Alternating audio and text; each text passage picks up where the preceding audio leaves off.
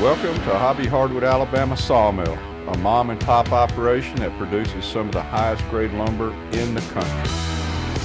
Robert Milton, Hobby Hardwood, Alabama Sawmill coming at you here. We've got a beautiful log right here. This is a curly hard maple. I've let this one sit out a little bit, try to get a little bit of the enzymes to turn gray. Kind of, if you saw it immediately, the curl won't be as distinct. If you let it sit just a little bit, the enzymes in the wood will start to produce some shades of gray. It's not quite spalting, but it's getting close to that. And that will help increase the contrast in the curl when you're sawing the log. This is a gorgeous one. I've sawn up, I don't know, probably about 4,000, 5,000 feet of maple. I saved this one for last video because I know y'all would like watching it. And I'm gonna like watching this one too. I've been kind of using this as a motivation to hurry up and get those other logs done so I can get to the good one. So we're gonna get to it. I'm excited about this one. This is gonna be a good one. Fingers crossed.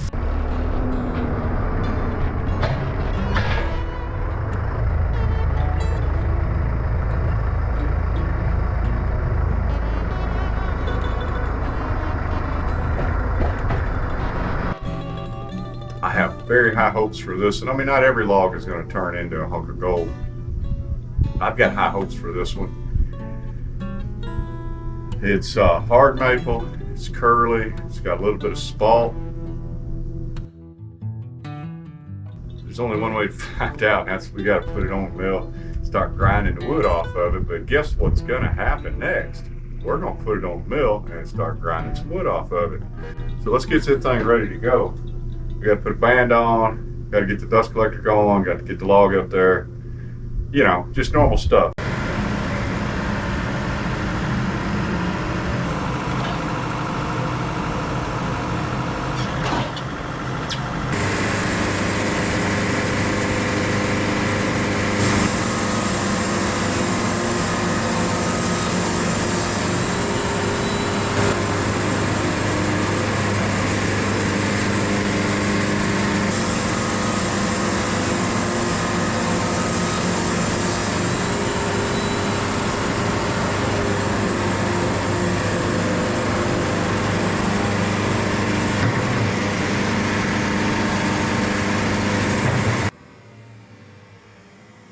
This one could have been really bad. If you notice, the two flitches are being held up by the blade alone. They fell off the drag back and the blade is holding up the wood. If you're not real careful, if you don't spot this and you don't get them off of there very gently, you're going to dismount the blade and it's going to be ugly.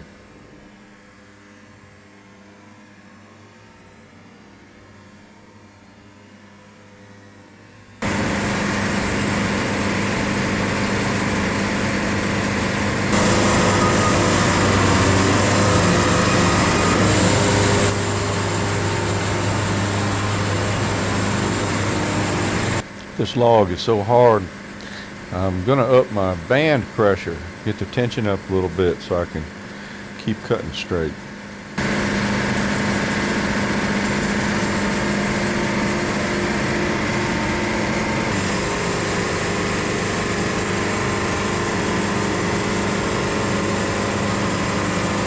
I mean, seriously, look how many boards are on that set of cuts.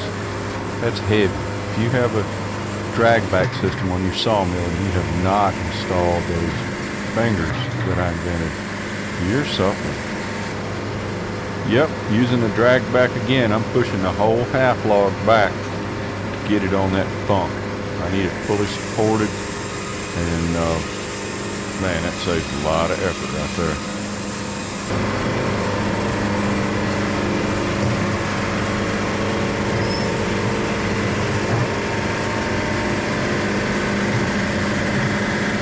See what these things look like. Some curl in them. Lots of different designs. Look pretty nice.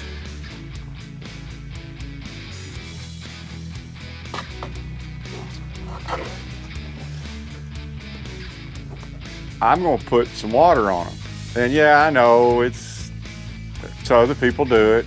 One of them's a good buddy of mine, old Nathan, does it, and he's got like an art. He will lay it out with a bucket, and he's an artiste. I just cut wood. And I'm gonna do it the old typical Robert Milton hobby hardwood way. I ain't gonna use a bucket. I'm just gonna use a hose. If something's worth doing, it's worth overdoing. You know what I'm saying? Let's get the kink out. And here we go. Ooh, that looks pretty. Now I gotta dry it off. But hey, you know.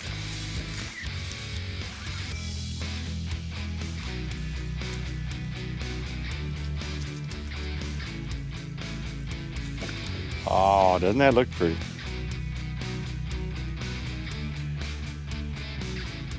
Look at the curl. That's gorgeous. A little bit of spalting right here. That's a fungal front where the wood is infected and it's trying to put up a barrier, biological barrier. Barrier, not bear. So you've got curl, you've got some spalt, and I've got a wet board. Let me go wipe this off. See these ripples? These tiger stripes all through here.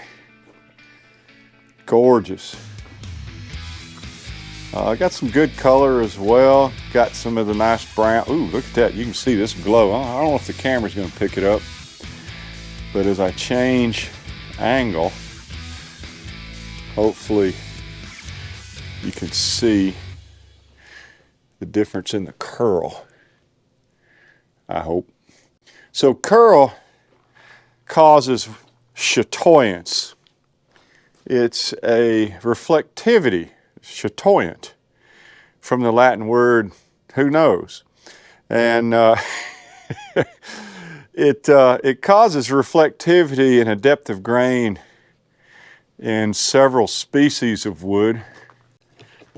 It's always a good idea to anchor seal or end seal your logs and your lumber. If you cut it up and you want, especially hardwood, if you want the best logs, if you want the best lumber you can get, hose them down a little bit with the good stuff. It makes a difference. I wouldn't do it if it wasn't making a difference. Then I got better things to do than sit over here and spray paint the ends of my boards.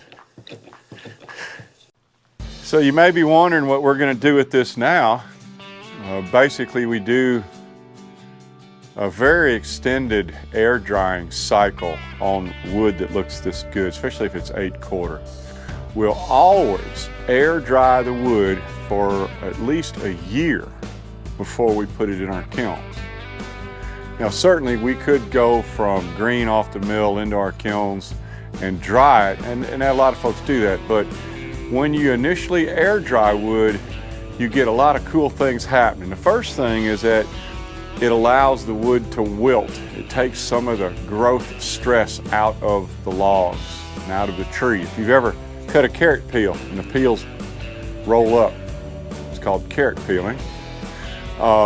If you let that carrot sit out for a day or 3 and you peel it, those peels won't roll up. They'll just kind of lay flat. They basically wilt. So when you air dry, you relieve a lot of that natural tension in the wood and it begins to wilt. It softens it up.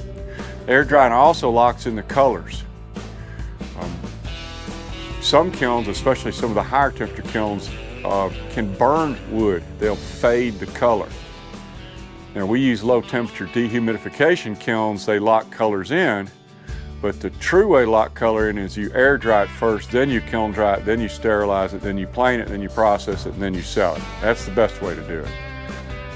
It seems that air drying for a year seems a little extended, but Jack Daniels ages their whiskey for 7 years.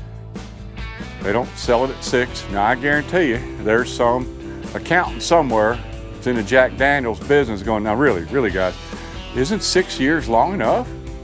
It's just the right thing to do when you're trying to make the best wood possible.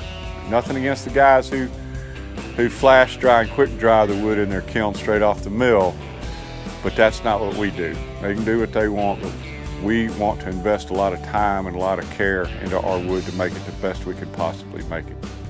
So anyway, if you guys do not mind, hit the like button, the subscribe button.